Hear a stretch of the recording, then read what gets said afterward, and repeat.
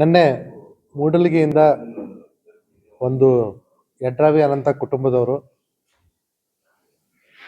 ನಮ್ಮ 2 ಎಕರೆ ಜಮೀನಲ್ಲಿ ಒಂದು ದೇವಸ್ಥಾನವನ್ನು ಅತಿಕ್ರಮಗೊಳಿಸಿ ಕಟ್ಟಿದ್ದಾರೆ. ಇದ್ರ ಬಗ್ಗೆ ನಾವು ಪೊಲೀಸ್ ಠಾಣೆಗೆ ಹೋದಾಗ ನಮಗೆ ನ್ಯಾಯ ಸಿಕ್ಕಿಲ್ಲ. ಪೊಲೀಸರು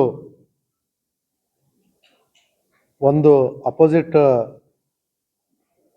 ಕುಟುಂಬದವರ ಜೊತೆ ಶಾಮೀಲಾಗಿದ್ದಾರೆ ಅಂತ ಒಂದು ಆರೋಪ ಮಾಡಿ, ಇದೇ ಕಾರಣದಿಂದ ನಾವು ನೊಂದು ಆತ್ಮಹತ್ಯೆ ಮಾಡ್ಕೋತೀವಿ, ಅದಕ್ಕೆ ದಯಾಮರಣಕ್ಕೆ ಅನುಮತಿ ಕೊಡಿ ಅನ್ನೋಂಥ ಒಂದು ಅರ್ಜಿಯನ್ನು ನಿನ್ನೆ ಸಲ್ಲಿಸಿದ್ರು. ಈ ವಿಚಾರವಾಗಿ ನಮ್ಮ ಮೂಡಲಗಿ ಪೊಲೀಸ್ ಠಾಣೆಯವರಿಗೆ ಕರೆ ಮಾಡಿ ವಿಚಾರಿಸಲಾಗಿ, ಸರ್ FIR ಆಲ್ರೆಡಿ ನಾವು ಮಾಡ್ಕೋತಾ ಇದ್ದೀವಿ, ಇವ್ರದ್ದು ಸಿವಿಲ್ ವ್ಯಾಜ್ಯ ಇರತಕ್ಕಂಥದ್ದು ನಿಜ, ಇವ್ರದ್ದು 2 ಎಕರೆ ಜಮೀನು ಇರೋದು ಕೂಡ ನಿಜ.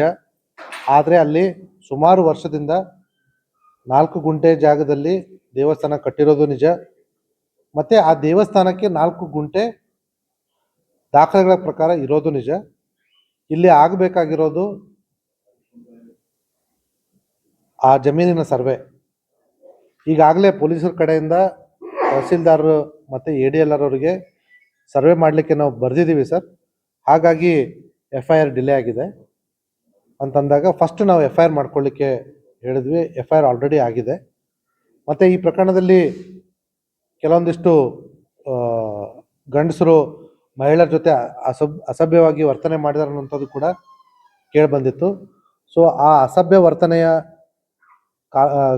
ಕಲಂಗಳನ್ನು ಕೂಡ ನಮ್ಮ FIR ಅಲ್ಲಿ ಆಲ್ರೆಡಿ ಅಳವಡಿಸ್ಕೊಳ್ಳಲಾಗಿದೆ. ಕೆಲವೊಂದು ಸಾಕ್ಷ್ಯಾಧಾರಗಳು ಲಭ್ಯ ಇದೆ ಅಂತ ಮಾಹಿತಿ ಬಂದಿದೆ. ಆ ಸಾಕ್ಷ್ಯಾಧಾರಗಳನ್ನ ಪರಿಶೀಲನೆ ಮಾಡಿ ಆರೋಪಿಗಳನ್ನ ಶೀಘ್ರದಲ್ಲಿಯೇ ನ್ಯಾಯಾಂಗ ಬಂಧನಕ್ಕೆ ಒಪ್ಪಿಸಲಾಗುತ್ತೆ.